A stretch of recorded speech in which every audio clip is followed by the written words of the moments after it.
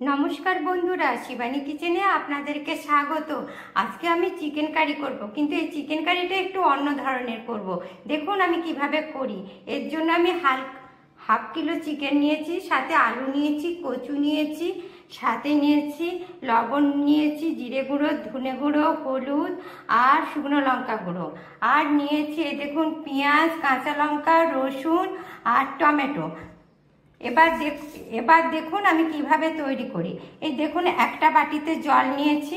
এই জলের মধ্যে দেখুন লবণ, হলুদ, ধনে গুঁড়ো, জিরে গুঁড়ো সমস্ত মিশিয়ে দিচ্ছি, লঙ্কা গুঁড়ো।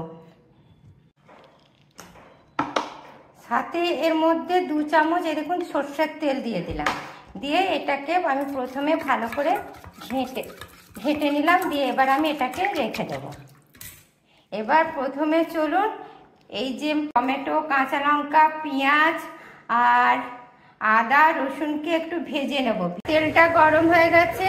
এবার এর মধ্যে আমি এই সমস্ত পেঁয়াজ, কাঁচা লঙ্কা, টমেটো, আদা রসুন সমস্ত দিয়ে দিচ্ছি।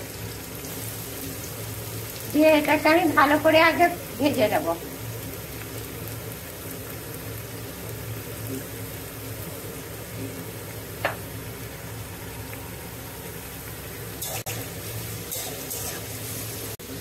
এবার এটা আমি একটু ঢাকা দিয়ে দেবো।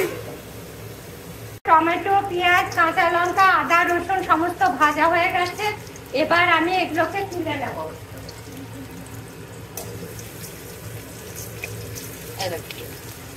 এই মিক্সির মধ্যে দেখুন তুলে দেখুন বন্ধুরা, তেলটা গরম হয়ে গেছে। এবার আমি এই দেখুন আলু আর কচু করে নুন হলুদ মাখিয়ে রেখেছিলাম, এগুলোর মধ্যে দিয়ে দিলাম ভাজার জন্য।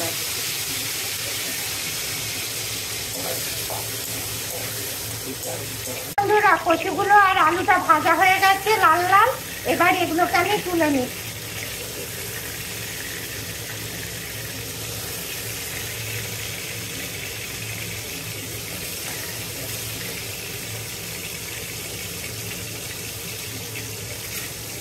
তেলটা গরম আছে।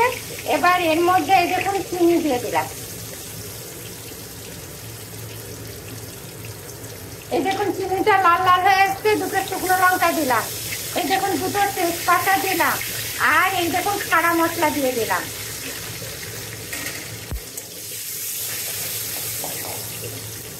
এই দেখুন লাল লাল হয়ে এসছে। এবার এই যে মশলাটা পেস্ট করে রেখেছিলাম এটা দিয়ে দেব।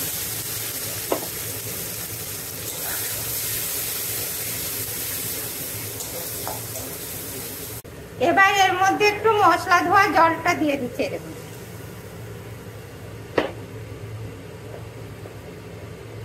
বন্ধুরা, মশলাটা ফুটে এসছে। এবার এর মধ্যে আমি লঙ্কা গুঁড়ো, ধনে গুঁড়ো, জিরে গুঁড়ো, হলুদ আর সর্ষের তেল দিয়ে যে একটা পেস্ট করে রেখেছিলাম সেটা এবার দিয়ে দিলাম। এই দেখুন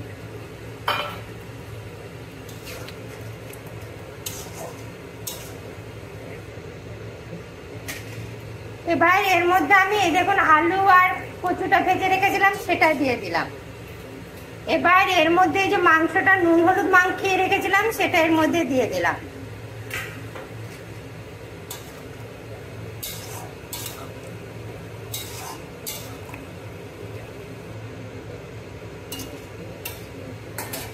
এবার এটা ঢাকা দিয়ে দিলাম, কষা হোক।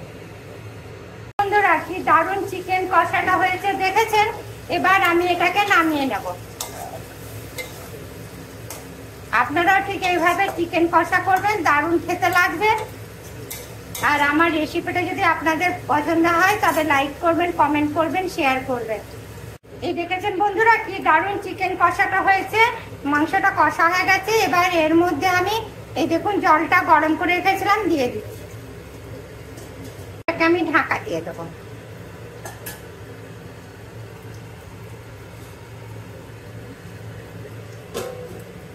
চিকেন কারিটা হয়ে গেছে।